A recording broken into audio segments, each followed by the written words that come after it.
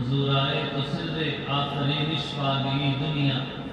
اندھیروں سے نکل کر اجالوں میں آ گئی دنیا، ستے چہروں کا زنگ اترا، بجھے چہروں پہ نور آیا، حضور آئے تو انسانوں کو جینے کا شعور آیا۔ عزیزان محترم، آج کے جمعہ المبارک میں جس حوالے سے گفتگو کی جائے گی وہ عنوان ہم سب نے سنا ہے، وہ نبیوں میں رحمت لقب پانے والا، کہ وہ نبیوں میں رحمت لقب پانے والے سے مراد کیا ہے کہ اللہ تعالیٰ نے اس روئے زمین پر امام الانبیاء وجہ کائنات جناب رسول اللہ صلی اللہ علیہ وسلم کو رحمت للعالمین بنا کر بھیجا ہے۔ اب سب سے پہلی بات یہ ذہن میں آتی ہے کہ رحمت للعالمین سے مراد کیا ہوتا ہے کہ اپنی طبیعت اور اپنے دل کے اندر مسلمانوں اور غیر مسلموں، انسانوں اور جانوروں، یتیموں اور مساکین، غلام اور مالک، ان سب کے لیے اپنے دل کے اندر حد سے زیادہ نرمی اور ہمدردی کا گوشہ رکھنا، اس کو رحمت کہا جاتا ہے۔ کہ اپنی نرمی کو سب کے لیے عام کرنا، یہ رحمت ہے، چاہے وہ انسان ہے، انسان میں مسلمان ہے، غیر مسلم ہے، جانوروں تک کے ساتھ بھی ہمدردی کا معاملہ کرنا، اس کو رحمت کہا جاتا ہے۔ اور خاص طور پہ آپ صلی اللہ علیہ وسلم جو رحمت للعالمین ہے، ربیع الاول کا مہینہ شروع ہے، اس حوالے سے سیرت کے حوالے سے گفتگو کی جائے گی کہ رحمت للعالمین اس کو کہا جاتا ہے جو ایک علاقے کے لیے نہیں، ایک بستی کے لیے نہیں، ایک گھر والوں کے لیے نہیں، ملک کے لیے نہیں، صرف مسلمانوں کے لیے بھی نہیں، بلکہ پورے جہان کے لیے رحمت بنا کر جو بھیجا گیا ہو، اس کو رحمت للعالمین کہا جاتا ہے۔ کہ اگر وہ جانور ہیں تو وہ اپنے مالک کی شکایت آپ صلی اللہ علیہ وسلم سے کریں، اگر وہ عورت کی بات ہے تو عورت کو عزت اور مقام دینا کہ آپ صلی اللہ علیہ وسلم کی رحمت ہونے کی وجہ سے ہے، اگر غلاموں کے ساتھ حسن و سلوک کا موقع ہے اور اسلام سے پہلے ان کے حقوق کو نہ دیا جانا، یہ بھی آپ صلی اللہ علیہ وسلم کی رحمت کی وجہ سے ہے۔ اور اسی طرح مساکین اور یتیم کہ جو لاوارث ہیں، جن کو کوئی پوچھنے والا نہیں ہے، ان کے حقوق کو بتانا، ان کے سر پہ دست شفقت رکھنا، یہ نبی رحمت نے اس امت کو تعلیم دی ہے۔ سو لہٰذا آپ صلی اللہ علیہ وسلم کی آمد کے بعد جو کفر اور شرک اور جو گمراہی کے اندھیرے تھے، اللہ نے ان کو ختم کر کے ایک اسلام کی روشنی، امید اور کامیابی اور اللہ سے محبت، یہ ساری چیزیں آپ صلی اللہ علیہ وسلم نے سکھلائی ہیں۔ یہاں تک کہ شروع میں مشقتیں برداشت کرنا پڑی، آپ صلی اللہ علیہ وسلم کو لوگوں کے پیچھے تک جانا پڑا۔ اگر وہ طائف کا میدان ہو تو وہاں کے پتھر، چھوٹے بچوں کا پتھر مارنا، یہ برداشت کرنا پڑا۔ شیب ابی طالب نے 3 سال رسول اللہ صلی اللہ علیہ وسلم کو قید کر دیا گیا۔ وہ 3 سال جو صعوبتیں برداشت کرنا، وہ اس دین کی خاطر تھا۔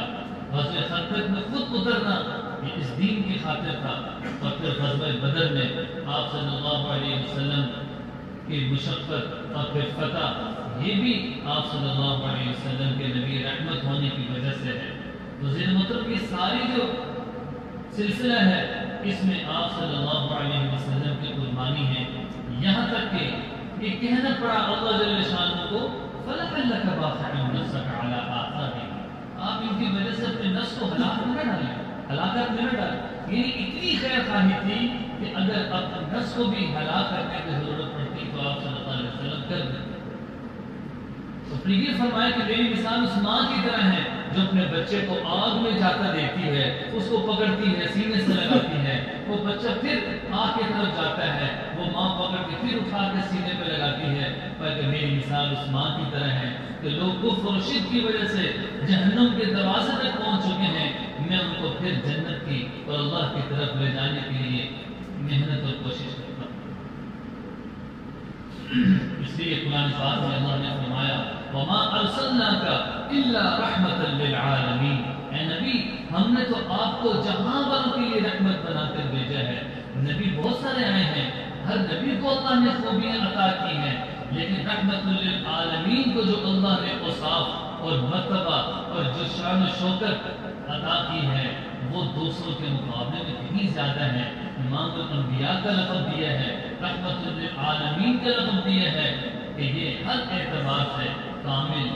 اور اکمل ہے، اور آپ صلی اللہ علیہ وسلم کی ذات کو سرائے رحمت بنا کر بھیجا ہے پوری امت کے۔ سو لہٰذا قرآن پاک کی جو آیت پڑھی ہے خطبے میں، فَبِمَا رَحْمَةٍ مِّنَ اللَّهِ لِنتَ لَهُمْ، یہ کیا ہے کہ اللہ رب العزت نے اپنی رحمت سے آپ کو نرم بنایا ہے، آپ صلی اللہ علیہ وسلم کو نہایت نرم مزاج بنایا ہے۔ وَلَوْ كُنْتَ فَظًّا غَلِيظَ الْقَلْبِ لَانفَضُّوا مِنْ حَوْلِكَ، اگر اللہ آپ کو برفو اور سخت دل بنا دیتے تو یہ آپ کے ارد گرد جتنے لوگ ہیں یہ بھاگ جاتے ہیں۔ یعنی یہ انسان کی فطرت ہے کہ جو آدمی خوش مزاج ہو اس سے طبیعت ملتی ہے، اور جو طبیعت کا سخت ہو لوگ اس سے دور ہوتے ہیں۔ اس لیے آپ صلی اللہ علیہ وسلم کا جو حلقہ احباب تھا، حضرات صحابہ رضوان اللہ اجمعین تھے، اگر آپ احادیث میں دیکھیں، کتابوں میں پڑھیں تو ہر بات آپ صلی اللہ علیہ وسلم سے پوچھیے۔ کوئی شاگرد بھی اتنی باتیں اپنے استاد سے نہیں پوچھتا، کوئی بیٹا بھی اتنی باتیں اپنے باپ سے نہیں پوچھتا۔ اتنے فرینکلی تھے کہ کوئی بھی معاملہ ہوتا خود آپ صلی اللہ علیہ وسلم سے وہ سوال کر لیتے، اور کبھی آپ صلی اللہ علیہ وسلم نماز پڑھا کر صحابہ کے درمیان میں کہتے تھے میرے سے سوال کرو۔ تو میں وَلَوْ كُنْتَ فَظًّا غَلِيظَ الْقَلْبِ لَانفَضُّوا مِنْ حَوْلِكَ، اگر تم خوب اور سخت دل ہوتے تو یہ آپ سے بھاگ جاتے۔ فَاعْفُ عَنْهُمْ، آپ ان کے ساتھ نرمی کا معاملہ کریں، معافی کا معاملہ کریں، وَاسْتَغْفِرْ لَهُمْ، اور ان کے لیے اللہ سے بخشش کو طلب کریں، وَشَاوِرْهُمْ فِي الْأَمْرِ، اور آپ آپس میں مشورہ کر لیا کریں۔ فَإِذَا عَزَمْتَ، جب کسی کام کا پختہ ارادہ کر لیں، فَتَوَكَّلْ عَلَى اللَّهِ، اس ارادے کے بعد اللہ پر بھروسہ کریں، کیوں ان اللہ یحب المتوکلین، اللہ جل شانہ تو بھروسہ کرنے والوں سے محبت کرتا ہے۔ اس لیے اس میں دو تین باتیں آئیں۔ سب سے پہلی بات نرم مزاج ہونا، نرم مزاج ہوگا جو اس کے قریب لوگ آئیں گے، اس کی بات کو سنیں گے، اس سے محبت کریں گے، اور سخت مزاجی میں کہ اس سے لوگ دور ہوں گے، اس کی بات کو سننا پسند نہیں کریں گے۔ اور پھر اگلی بات یہ فرمائی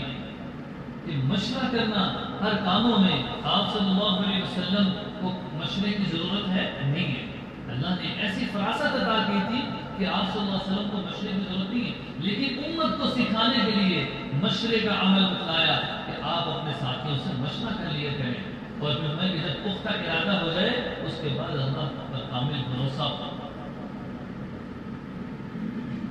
عزیز المحترم، ایسے نبی الرحمت ہیں کہ جو مسلمانوں کے لیے تو ہیں ہی، غیر مسلم مسجد میں آ کر پیشاب کرنا شروع کر دیتا ہے، حضرت عمر فاروق رضی اللہ عنہ اور دیگر صحابہ غصے سے اٹھتے ہیں اور اس کو پکڑنے کی کوشش کرتے ہیں، آپ صلی اللہ علیہ وسلم ان کو روک دیتے ہیں، فرماتے ہیں کہ اس کو صاف کرو، خود بھی ساتھ رکھتے ہیں، اور فرمایا کہ ہمارا جو دین ہے ہمیں نرمی کا حکم دیتا ہے، سختی کا حکم نہیں دیتا۔ اس لیے عزیز محترم، امت کو تعلیم یہ دی ہے کہ نبی رحمت ہے، تعلیم یہ دی ہے کہ نرمی کے ساتھ پیش آنا ہے، لوگوں کے لیے آسانیاں پیدا کرنی ہے، سختی پیدا نہیں کرنی۔ اس لیے حضرت جابر رضی اللہ عنہ کی ایک روایت ہے، فرماتے ہیں کہ آپ صلی اللہ علیہ وسلم نے فرمایا ان اللہ لم یبعثنی معنتا ولا متعنتا، کہ بے شک اللہ تعالیٰ نے مجھے لوگوں پر سختی کرنے والا اور عیب جوئی کرنے والا بنا کر نہیں بھیجا، بلکہ اللہ تعالیٰ نے مجھے آسانی پیدا کرنے والا اور معلم بنا کر بھیجا کہ میں لوگوں کے لیے آسانی پیدا کروں۔ اس لیے ایک روایت میں حضرت ابو ہریرہ رضی اللہ عنہ کی روایت ہے کہ جو مسجد میں پیشاب کرنے کا معاملہ ہے ہوتا تو رسول اللہ صحابہ کو سختی اور ناگوار گزرا کہ یہ کیسے ہو سکتا ہے کہ وہ غیر مسلم آ گئے، لیکن آپ صلی اللہ علیہ وسلم نے اس موقع پہ تربیت بھی فرمائی کہ سختی نہیں کرنی، اور کتابوں میں آتا ہے کہ وہی شخص بعد میں اسلام میں بھی داخل ہوا، کہ ان کی نرمی سے متاثر ہو کے صحابہ کے نرم مزاج ہونے کو، اور آپ صلی اللہ علیہ وسلم بادشاہ ہونے کے باوجود معافی درگزر حسن سلوک کی وجہ سے لوگ اسلام میں داخل ہوئے۔ اس لیے عزیز محترم آپ صلی اللہ علیہ وسلم کی جہاں رحمت بہت سے لوگوں کے لیے ہے، وہاں غریب اور کمزور لوگوں کے لیے بھی رحمت ہے۔ ایک حدیث ہے جس میں روایت ہے، آپ صلی اللہ علیہ وسلم نے فرمایا اللہ تعالیٰ اس امت کی مدد تمہارے غریب اور کمزور لوگوں کی وجہ سے کرتے ہیں، ان کی دعاؤں، ان کے اخلاص کی وجہ سے اللہ تمہاری مدد کرتے ہیں۔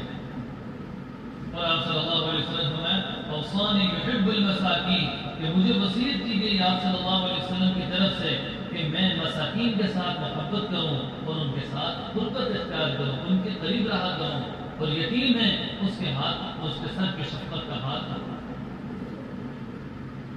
لہذا کتابوں میں آتا ہے، حضرت ہریرہ رضی اللہ عنہ سے بخاری میں روایت ہے کہ ایک عورت غریب تھی، آپ صلی اللہ علیہ وسلم کی مجلس میں آیا کرتی تھی،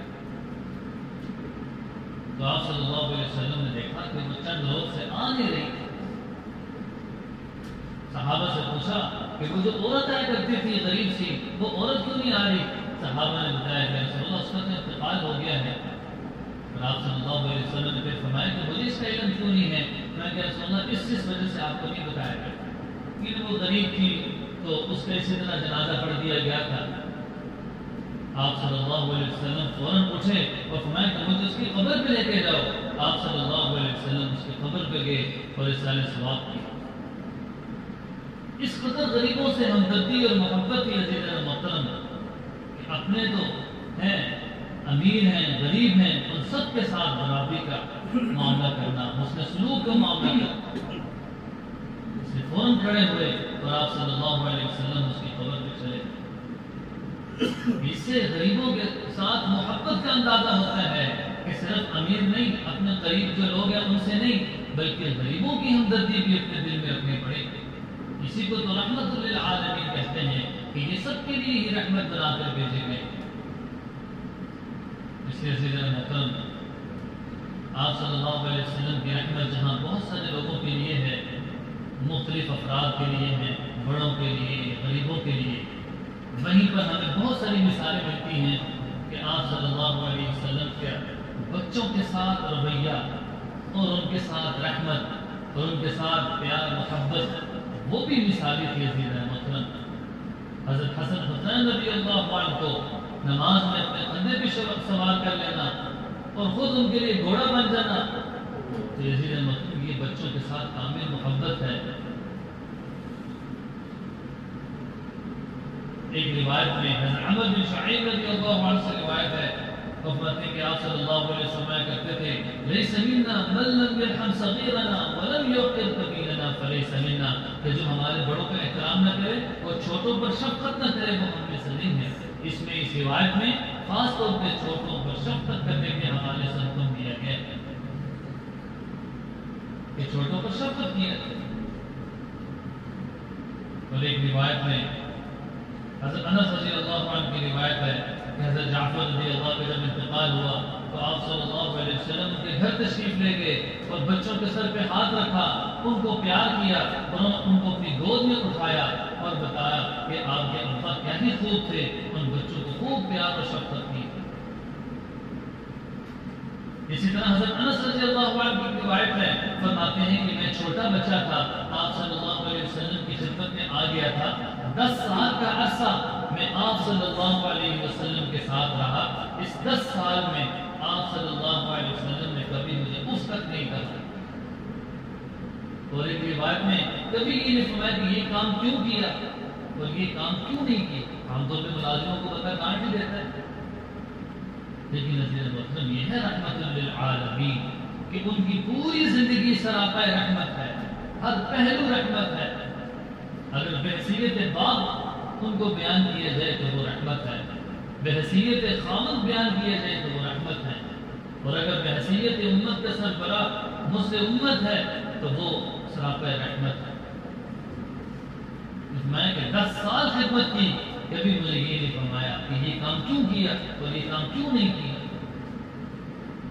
اسی طرح آپ صلی اللہ علیہ وسلم نے ایک مرتبہ مجھے کسی کام بھیجا، میں چھوٹا تھا، دیکھا باہر بچے کھیل رہے ہیں، میں بھی ان کے ساتھ کھیلنا شروع ہو گیا، بہت ضروری کام تھا، کافی دیر گزر چکی، تو آپ صلی اللہ علیہ وسلم نے پیچھے سے میرے کندھے پہ ہاتھ رکھا اور فرمایا کہ انس تم یہاں ہو؟ ڈانٹا نہیں کہ تم ابھی تک کیا کر گئے، بس یہ جملہ فرمایا کہ انس تم یہاں، فوراً مجھے کام یاد آیا اور میں اپنے کام کی طرف گیا. میں اس کام کہ وہ موقع تھا کہ آپ صلی اللہ علیہ وسلم مجھے ڈانٹ سکتے تھے. حق اسی عزیز محترم آپ صلی اللہ علیہ وسلم نبی رحمت ہیں، اور جہاں بہت سارے ہیں تو فرمایا کہ یتیموں کے ساتھ بھی آپ صلی اللہ علیہ وسلم کی رحمت بڑی عام ہے. یتیموں کے ساتھ یہاں تک کہ روایت میں فرمایا سہل بن سعد رضی اللہ فرماتے ہیں کہ آپ صلی اللہ علیہ وسلم نے فرمایا انا وکامل الیتیم فی الجنہ، فرمایا کہ میں اور وکافل الیتیم، میں اور یتیم کی کفالت کرنے والا جنت میں ایسے ہیں. 2 انگلیوں کا اشارہ آپ صلی اللہ علیہ وسلم نے فرمایا انا وکافل الیتیم فی الجنہ، ہکذا کہ میں اور یتیم کی جو کفالت کرے گا اس کے سر پہ ہاتھ رکھے گا، میں اور وہ جنت میں اکٹھے ہوں گے. اس قدر ترغیب دی اور ترغیب دی آپ صلی اللہ علیہ وسلم نے. اللہ رب العزت نے قرآن پاک میں فرمایا کہ وَآتِ الْقُرْبَى حَقَّهُ وَالْمِسْكِينَ وَابْنَ السَّبِيلِ، اور فرمایا کہ یتیموں کے ساتھ بھی اس کا سلوک کرو، ان کے حقوق کو ادا کرو. اور آپ صلی اللہ علیہ وسلم کی رحمت کی وجہ سے ہی یتیموں کو بھی ان کا حق دیا گیا، مساکین کو ان کا حق دیا گیا، آپ صلی اللہ علیہ وسلم کی رحمت ہونے کی وجہ سے. اس لیے عزیز محترم یتیم کی کفالت کرنے پہ بھی آپ صلی اللہ علیہ وسلم نے جنت کی بشارت جو دی ہے، اس کا بنیادی مقصد بھی یہی تھا کہ لوگوں کے دل کے اندر احترام پیدا ہو، ان کے حقوق مل سکے، معاشرے میں وہ لاوارث نہ ہو. ایسا نہ ہو کہ کوئی ان کو پوچھنے والا نہ ہو، نہیں، ان کے حقوق کو بتایا گیا ہے کہ ان کے حقوق کو ادا کرتے رہے. اسے جیسے بتایا حضرت جعفر رضی اللہ عنہ آپ صلی اللہ علیہ وسلم ان کے گھر تشریف لے گئے ہیں اور بچوں کے ساتھ پیار کیا ہے. وہ یتیم ہو گئے، ان کا باپ جب دنیا سے چلا گیا تو آپ صلی اللہ علیہ وسلم ان کے پاس جایا کرتے تھے، ان کے سر پہ ہاتھ رکھا کرتے تھے اور ان کو دعائیں دیا کرتے تھے. اسی طرح سے عبداللہ بن عمر رضی اللہ عنہ سے ایک روایت ہے، وہ فرماتے ہیں کہ ایک شخص حضور صلی اللہ علیہ وسلم کی خدمت میں حاضر ہوئے اور کیا کہنے لگے کہ یا رسول اللہ، میں اپنے خادم کو کس حد تک اس کی جرم کی سزا دے سکتا ہوں، کس حد تک معاف کر سکتا ہوں. آپ صلی اللہ علیہ وسلم خاموش تھے. پھر سوال کیا کہ رسول اللہ، میں اپنے خادم کو کس حد تک معاف کر سکتا ہوں اس کے جرم پر. پھر آپ صلی اللہ علیہ وسلم خاموش رہے. تیسری مرتبہ سوال کیا تو آپ صلی اللہ علیہ وسلم نے فرمایا کہ 10 مرتبہ جرم کرے تو تم اس کو 10 مرتبہ معاف کرو. یعنی کہ ماتحتوں کے ساتھ اس نے سلوک کا درجہ یہ ہے کہ معافی کو درگزر سکھلایا ہے. اسی وجہ سے فرمایا تھا فَبِمَا رَحْمَةٍ مِّنَ اللَّهِ لِنْتَ لَهُمْ، کہ اللہ کی رحمت ہی ہے کہ اس نے آپ کو ان کے لیے نرم بنایا ہے. وَلَوْ كُنْتَ فَظًّا غَلِيظَ الْقَلْبِ لَانفَضُّوا مِنْ حَوْلِكَ، جیسے بتایا اگر آپ سخت دل ہوتے، تندخو ہوتے کہ یہ آپ کے قریب سے بات کرتے. اس لیے نرم مزاجی اور رحمت کا طبیعت میں ہونا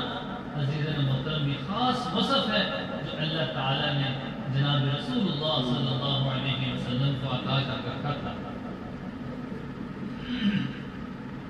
لہذا اگر بات کی جائے آپ صلی اللہ علیہ وسلم کے خواتین کے حقوق کی تو وہ عورتیں جو اسلام سے قبل اور آپ صلی اللہ علیہ وسلم کی بعثت سے پہلے ایمانوں جیسے زندگی گزارنے پر مجبور تھی، عورتوں کو کوئی حق ادا نہیں کیا جاتا تھا اور بچیوں کو معیوب سمجھتے تھے، زندہ درگور کر دیا جاتا تھا. آپ صلی اللہ علیہ وسلم نے عورت کو مقام دیا، عورت کو عزت دی، عورت کا احترام اور حقوق لوگوں کو بتائے، اور بچیاں جن کی بچیاں ہیں